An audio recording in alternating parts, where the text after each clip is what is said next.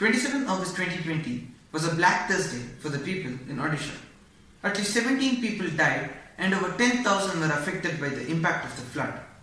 Over 100 roads cut across 11 districts were destroyed and over 2,65,000 people in 340 villages were left stranded.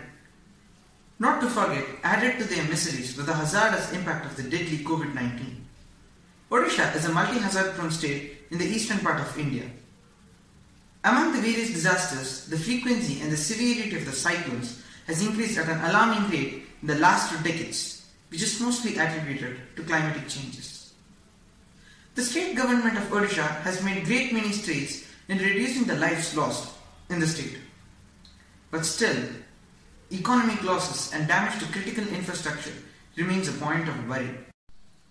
With a tropical climate and unstable landforms, coupled with high population density, poverty, illiteracy and lack of adequate infrastructure, India is one of the most vulnerable developing countries to suffer from natural disasters. Did we do any striking changes from an innovation perspective of view? In contrast, we do so many in life-easing areas like cinemas, games, etc. But did we think in these life-saving areas? If we have already, then thinking isn't good enough. We need to move on top gear, is my humble opinion. In fact, modern drainage systems like French drains, full gutter system and sump pump can help to reduce the impact of flood and thus increase the chances of survival of those living in rural areas as well as protect physical assets and cattle.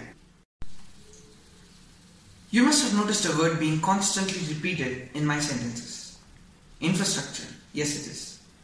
At its core, the word infrastructure means basic physical and organizational structures and facilities like buildings, roads and power supplies for the operation of any organization or an enterprise.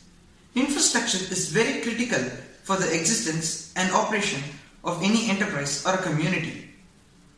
The aim of Sustainable Development Goal 9, that is industry, innovation and infrastructure, is to build resilient infrastructure and promote sustainable industrialization and foster innovation. We are now living in a globally networked civilization. The entire world now runs on the internet. I am Thilak, no longer confined to my state or my district, but a global citizen. So we are more inclined to focus and bring in innovation in these areas. From mobile cellular networks to primary data centers to the industrial Internet of Things, the internet reigns supreme. We have about 1 million kilometers of internet cable in the world. So, as Parag Khanna said, we have evolved from vertical empires to horizontally interdependent nations to globally connected network civilizations. So, internet is very important for our development. It is also an integral part of communication. But still, millions of people all over the world lack access to internet. China's internet censorship has been most comprehensive and sophisticated than any other country in this world. Apart from being censored, there are still millions who just do not have access to internet at all. For example, a recent report shows that only 28% of rural India has access to the internet. Necessary infrastructure like roads, buildings, information and communication technology, sanitation, and water too remains scarce in many developing countries. 2.6 billion people worldwide lack access to full-time electricity.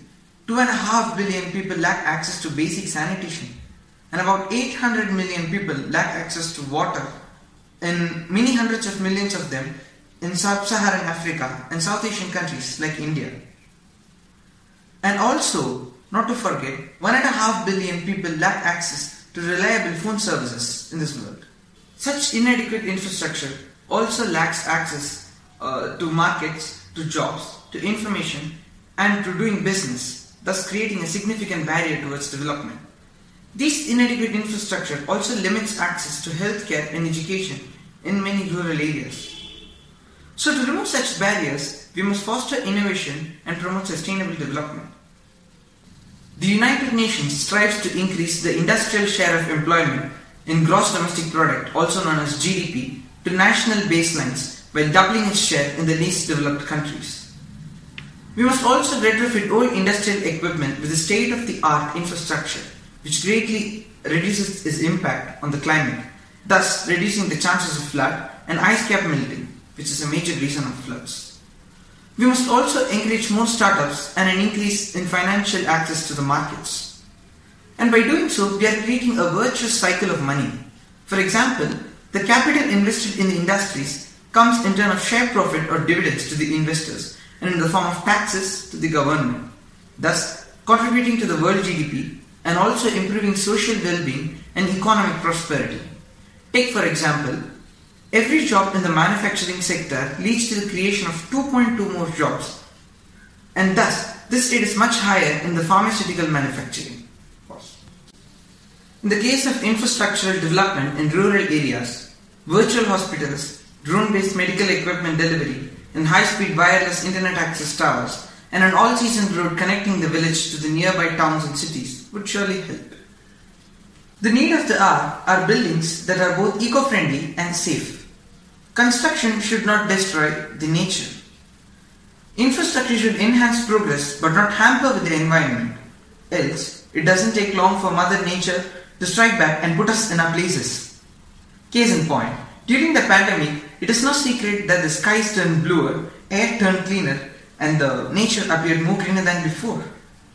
As citizens of a globally connected empire, we must recognize our duties and responsibilities and act accordingly, and must strive to make Earth a better place for everyone.